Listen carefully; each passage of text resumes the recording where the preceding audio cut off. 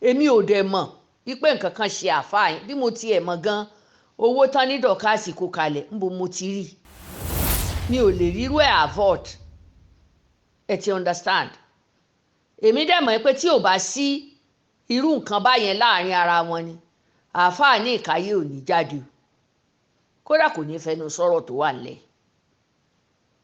ẹ̀yin náà rí nígbà tí Lizzy ààrẹ nìkan kan kó sọ̀rọ̀ ààrí ṣùgbọ́n tí Lizzy bá ní nǹkan láti lè ṣe láàrin àwọn àáfàá ààrí ẹni tí ó pe Lizzy pé jẹ́ ká ṣe báyìí jẹ́ ká ṣe báyìí o àsìkò ìgbà tí Lizzy bá fẹ́ náwó síta ààrí pásítọ̀ ara àáfàá tí ó jáde ńgbà nǹkan ìṣẹ̀lẹ̀ lọ̀rọ̀ Lizzy ṣẹ̀ṣẹ̀ fẹ́ mọ́ ṣe kínní níwájú mi pé ìgbà arábìnrin yìí ní wàhálà kò mọ rẹ́nì kankan tó jáde ní àṣà àáfàá tó ń dán sí ní alájà ni àti pásítọ̀ but ọ̀pọ̀lọpọ̀ ń fo wọn ò fẹ́ jẹ́ kí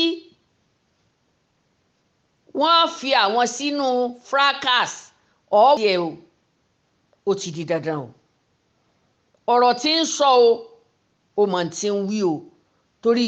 èmi ráwọn èèyàn tán dìde tán ní kí ló fẹ́ fa wàhálà láàrin Sheikh Akeugbagold àti Lizzy Alhaji Akeugbagold ńgbà mo ṣe àlàyé fún wọn lọ́tún lósì náà ni mo rò pé lórí ọ̀rọ̀ yẹn náà wá sọ fún gbogbo àwọn ẹni tán ní àwọn fẹ́ mọ̀dí tí kinní ìfiṣẹlẹ̀ wọ́n fẹ́ pa mí lẹ́nu mọ́ ni ìgbà tí Lizzy bá máa bóde báyìí tí n bá wá pè wọ́n máa ní ṣé bẹ́ẹ̀ gbọ́n tọ́mọ yìí sọ wọ́n á ní òdodo mọ́ ni àwọn iná ní sì tún lọ bá lọ́dọ̀ ìyá àwọn iná ní lọ bá lọ́dọ̀ Dorcas àwọn fracas wàhálà ni o. lórí Digi Naija ibi tá a ti máa mú àwọn ìròyìn wá fún yín lọ́lọ́kan òjọ̀kan gbogbo ohun tó ń ṣẹlẹ̀ ní Nàìjíríà àti ilẹ̀ Yorùbá tó bá jẹ́ ìgbà àkọ́kọ́ tí yín rèé ẹ bá wa subscribe kẹ́ ẹ like follow kẹ́ ẹ sì share fídíò yìí ẹ tẹ bọ́tìn tó dàbí aago kẹ́ ẹ lè mọ̀ tí a bá ti gbé fídíò tuntun jáde èyí tá a tún mú wá fún yín lónìí àrà ọ̀tọ̀ ni ẹ máa bá wa ká lọ. a kú ọdún a kú ìyèdùn gbogbo èyí tá a ti ṣe sẹ́yìn lọ́dún tó kọjá àfìsẹ́yìn léegun fi sọ ní pé kó ní kálukú ó ṣe pẹ̀lẹ́pẹ̀lẹ́ kí oníkálukú kó ṣe pẹ̀lẹ́pẹ̀lẹ́ ní pé lágbájá tẹ́ ẹ bá ń wá ìdáríjìn fún yàn tàbí wọ fúnra rẹ ò ń wá ìdáríjìn o gbọ́dọ̀ dáríjìn ẹnìkan náà kan tó dáríjìn ẹ̀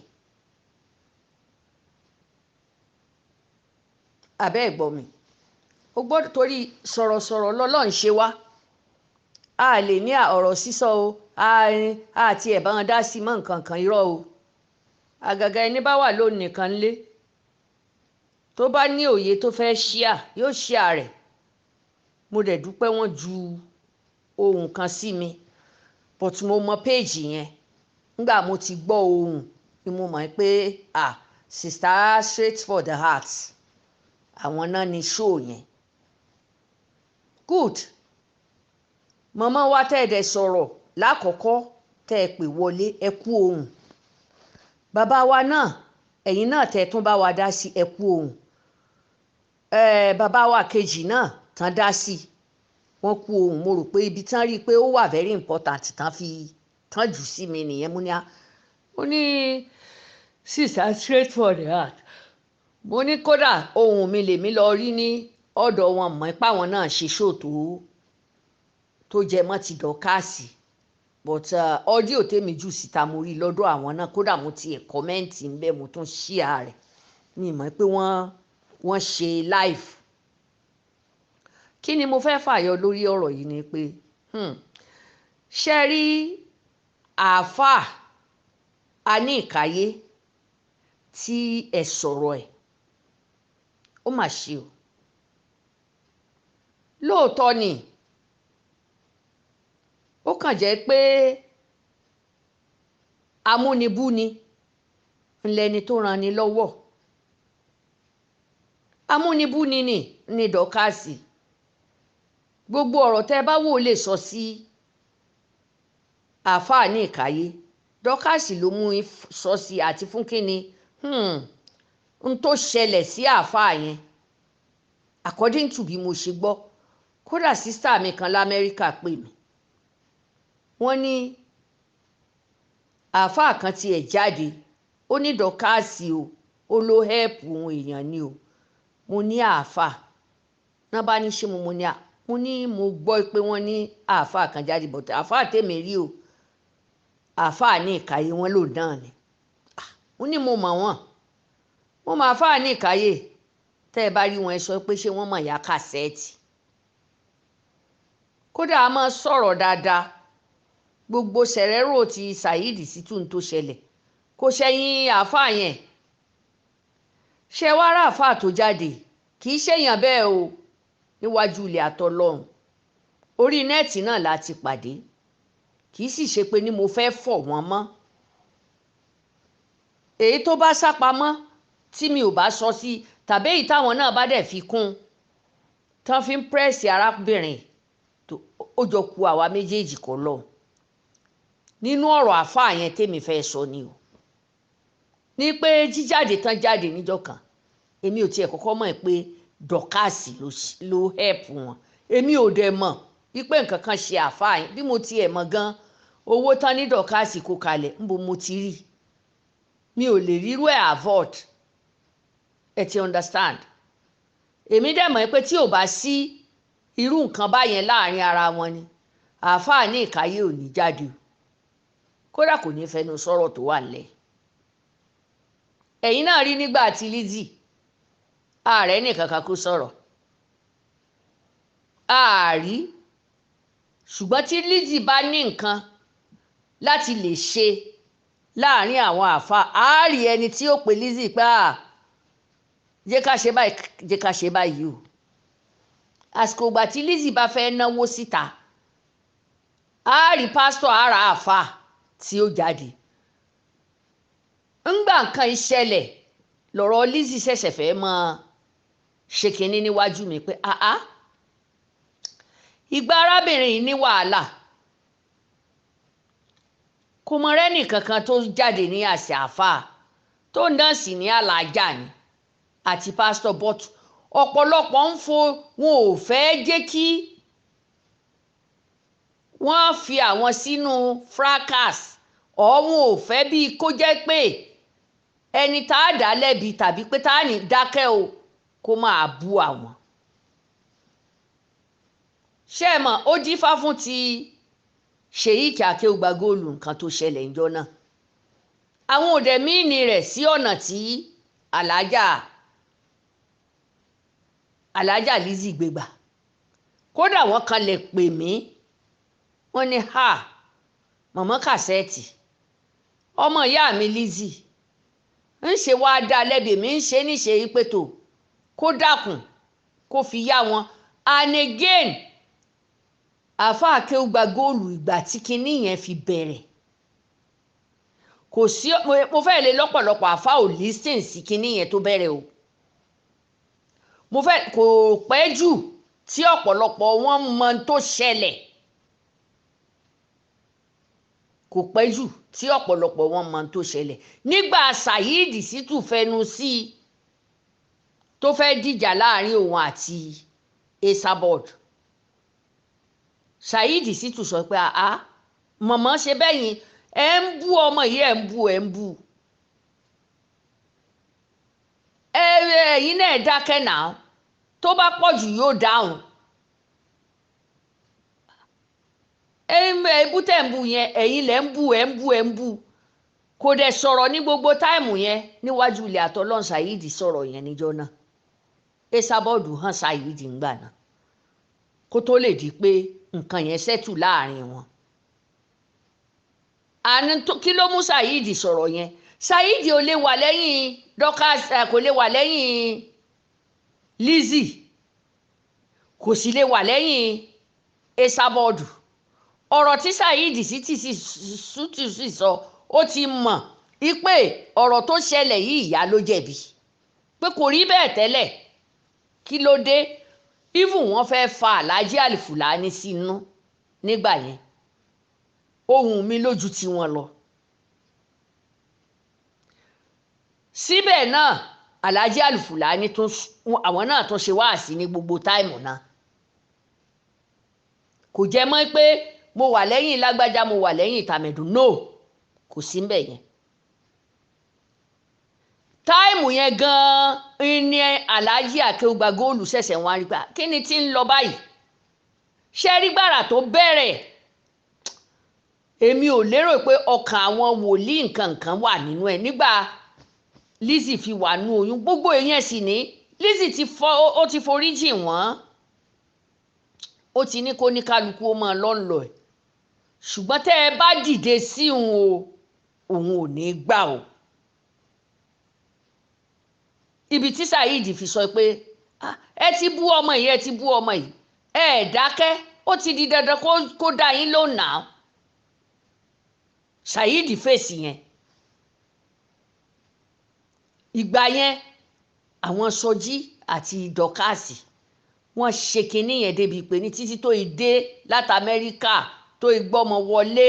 tọ́mọ ń lọ bí oṣù 3 sí 4 ni wọn ò tó filẹ̀ níjọ́ ọmọ yẹn tán fẹ́ ṣèkómọ rẹ̀ ní Sọjí pè wọlé tó fi èpè sí ọmọ yẹn. Èmi ni mo jẹ́ kí àáfàá Akeugbagold kán rí nǹkan àtẹ̀yìnwá ńgbà tọ́rọ̀ délẹ̀ ní òun ò rí gbogbo eléyìí. Mo ló dáa màá mọ bí ń ṣe bá Ajá Lizzy sọ̀rọ̀. Wàhálà yẹn sì tán mọ́ bẹ́ẹ̀. Ajá Lizzy náà bó ṣe dùn òun náà sì ṣàlàyé níta gbogbo ẹ̀ paná. Kódà Alhaji Akeugbagold tún sọ fáwọn ẹni tán fẹ́ máa dá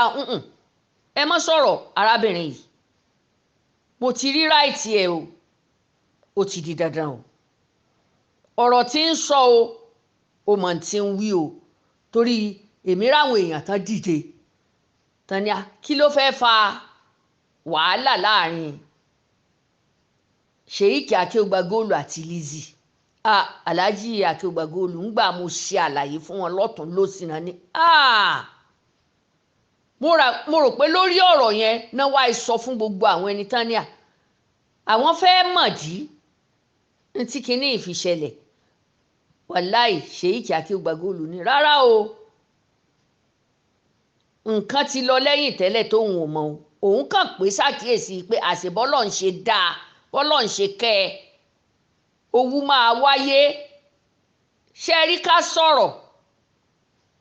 àgbọ́yé ó máa ń wà lọ́tún lósì bọ̀tọ̀ Ọlọ́run bá wa pa náà kínní yẹn ní táìmù náà. Mo wà láàrin ọ̀rọ̀ yẹn Ọlọ́run sì pa náà. Lizzy náà sọ tó dùn lọ́kàn wípé ṣó yẹ kí n bá yín níbi pé kẹ́ẹ̀tì ẹ̀ fẹ́ dá mi lẹ́bi. Òun náà ṣàlàyé tọkàn ẹ̀, èmi wá sọ fún Lizzy pé kò rí bẹ́ẹ̀ kán jù. Ọkàn rẹ̀ sì ti kú ọkàn rẹ̀ ti kúrò lórí ọ̀rọ̀ Alhaji Akeugbagold ńgbà náà. Wòlíì kan náà tún jáde ó tún àtáàkì Lizzy. Kí ni tó ń lọ bí Lizzy ṣe hàn àwọn aláṣọ funfun. Wòlíì yẹn náà mo mọ̀ ọ́ tẹ́lẹ̀tẹ́lẹ̀ gbà mo rí orúkọ rẹ̀ mo bá lọ síbi messenger. Ó ní kí ló mú yín sọrú eléyìí? Bẹ́ẹ̀ tí ẹ máa dìde òru sí yàn ṣé ẹ mọ̀ dí ọ̀rọ̀ ni bọ́rọ̀ ṣe rí rèé. Ó ní kí ló wá dé tó fi ń sọ̀rọ̀ sáláṣọ funfun? Mo láláṣọ funfun ní Sọjí, ó yá ń gba fídíò ń gba gbogbo. Ó ní òun náà jáde ó wá apology. Ṣẹ́rẹ́ni tí ò bá tẹ̀lé ọ̀rọ̀ Dorcas àti Sọjí àti Lizzy látilẹ̀ wọ́n á ní Lizzy láláṣejù. Ìgbà tó dó ń gúnyán ẹnìkan ò rí o, ìgbà aṣúdiyán ìní ọwọ́ mọ̀ pọ̀ lórí ẹ̀. Lizzy fara gbá lára Dorcas. Ọlọ́run ló ní kí Lizzy òkú ọ̀run wà lára ẹ̀,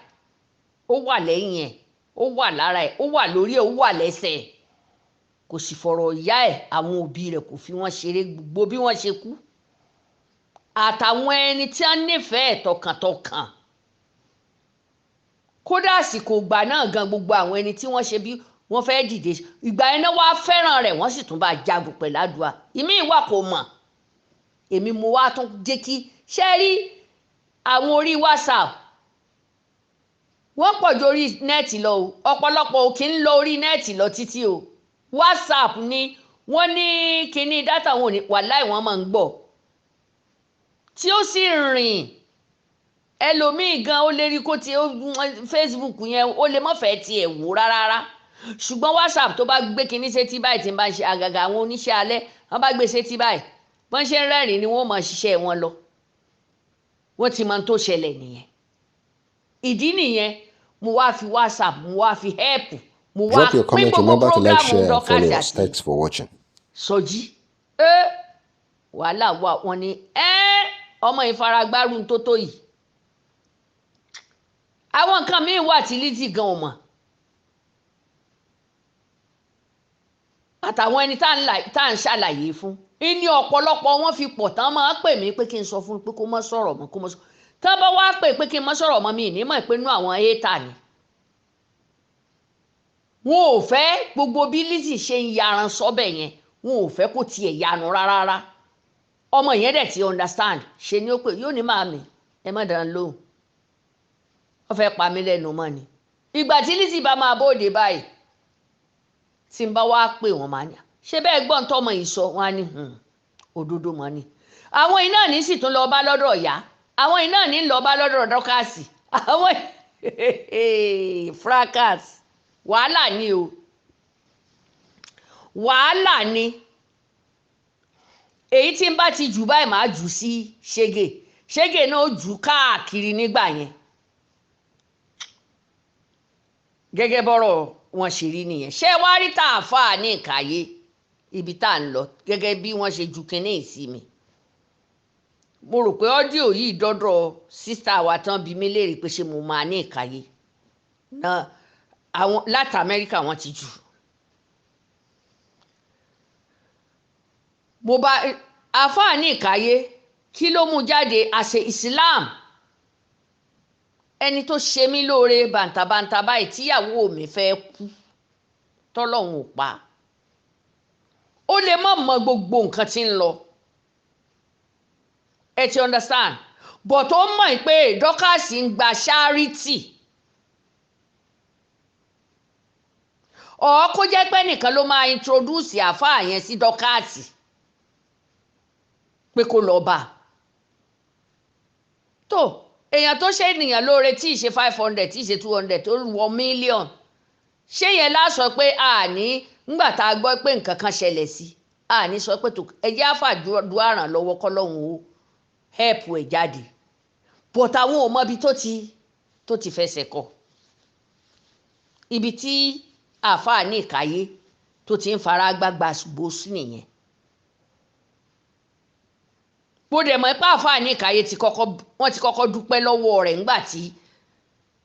owó tó kó fún wọn yẹn wọ́n ti jáde wọ́n ti dúpẹ́ kí ni mo fẹ́ fàyọ̀ ń bẹ̀ ṣe rí tààfà yẹn ẹ dákun kò lè burúburú kó má kú ní kú ẹnìkan o gẹ́gẹ́ bí sista straight for the heart bọ́n ṣe sọ ààrẹ lòmíì yóò mọ báyà rẹ̀ sùn wà láì yóò ní followers àwọn apààyàn ní followers àwọn apurọ́mọ́ ní tako ní ẹ̀rí àwọn tiẹ̀ náà tiẹ̀ ní followers jù tí wọn ò mọ̀ pọ̀pọ̀lọpọ̀ tí wọ́n ń pọ̀ lórí wọn yẹn ẹ̀sìn náà wá wò pé ṣé èèyàn náà ní máa ṣe báyìí àwọn ò mọ̀ wọ́n ṣe bí àwọn wá ti depend lórí owó táwọn ò fi rí gbà lórí monetization yẹn wípé bẹ́rẹ̀ ò ṣe pọ̀ yìí o àwọn ò fi rówó wọn ò mọ̀ pé owó burúkú tó tó láyé yìí ò sí. àwọn ò ṣe bí bóyá ẹni tí ń sọ bẹ́ẹ̀ ọlá pé kò mọ ṣe monetization tàbí pé ó ń jealous kí lèèyàn fẹ́ jealous inú pé ó bá yé aláyé jẹ́ ó wá fi rówó ó dẹ̀ ló fẹ́ fi ṣe òun rè kò lè ṣeé ṣe.